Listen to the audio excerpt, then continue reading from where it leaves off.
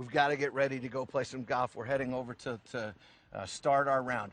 What are the things that we need to pay attention to? You teach, Okay. I'm watching. Okay, the first thing is don't make the mistake of going out to the golf course or going to the range cold. You've got to loosen up. Yep. Instead of taking that cart to the driving range, or instead of just going right to the first tee and making a full swing, maybe walk down to the range, walk to the first tee, maybe with a little brisk in your step. Yeah, I'm not afraid of that. Yeah, I know you're not. You move quickly. And then what you want to do is you want to stretch. Yep. So if you have a stretch pole, which like I have here, this is a great tool to use just to get some stretches I use with a stretch pole is kind of this one right here where you can really feel like those shoulders are stretching a little bit. You're stretching your hamstrings. This is another good one with a stretch pole where you're putting it on an angle, 45-degree angle, and you're going in the opposite direction. This really gets the back muscles, kind of gets you loose. And that's also, too, I would say, for the individual that might be struggling with a little bit of range of motion, this will be something that would be great for them, not just going to the first tee, but at any time. You've got to do this. And if you don't have one of these stretch poles, you have clubs. So what I would do is I would take out my driver. Yep. And here's another way to loosen up your shoulders. Everybody's got clubs in their bag, so there's no excuse to not do this. Yep. Kind of do this slowly right here. I'd say 5 to 10 times. Then you kind of go from side to stretch out those muscles. Okay, so let's say we're all loose now. We're ready to go. We got our ideas. Now what are we doing? Now what we've got to do is now we can go ahead and hit some shots. Okay, let's hit some shots. Love hitting the shots.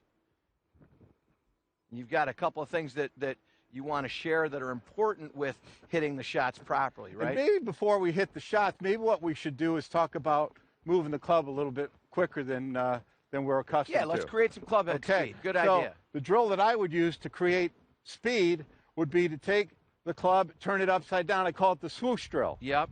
So what we're doing is we're listening for some noise. The faster we move the club, the handle, the more noise it's going to make. Louder so you get in noise. there. Louder is better here. Yep. We love that, right? Yep. Okay. Just try to move it as fast as you can. Now that we're all stretched out. And are you looking for a particular spot where you want that noise to happen? You want it down right around here, right where the ball is, Okay. and maybe even a little bit past the ball. But you want to hear it down here. You don't want to hear Never on that, the backside. Never here. That's speed kills back here. Speed kills. Okay. Okay. So we kind of do this.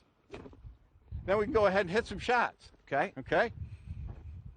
And one of the things I love watching is when you get into hitting those shots, you always start behind the ball. Yeah, So we're many going to people talk about forget a little bit about pre-shot routine in a little bit here.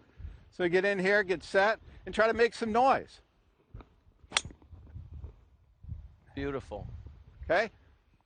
Now, Hendy, one of the things that you like to teach, too, is sort of starting at the finish and then going from there. What's One of that my all favorite about? drills. Yeah. I call it start at the finish.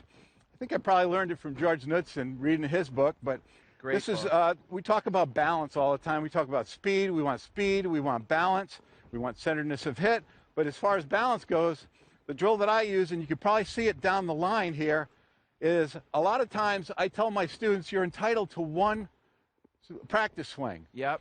And the typical practice swing looks like, most of the practice swings look like you start where the ball would be, wind up, and maybe get to balance finish position once if you're lucky. Yep. What I like to do with start at the finish is I like to go ahead and place myself into my balance finish position and then make one continuous motion back and through. If I do that, I'm getting to that position twice. And twice is better than maybe once. That's a fact. All right? Now, we're ready to go. We're going to the first tee. Right. We got to hit that opening tee shot, and many people feel like it's going to paint the day. What do we do to relax the nerves, to have the confidence when we stand on that first tee to be ready to go? It's like when you do your show, you got to breathe. You got to breathe. If you breathe, you get all the tension out. That should be an integral part of your pre-shot routine. What I do in my pre-shot routine, I'll go here, I'll make my start at the finish.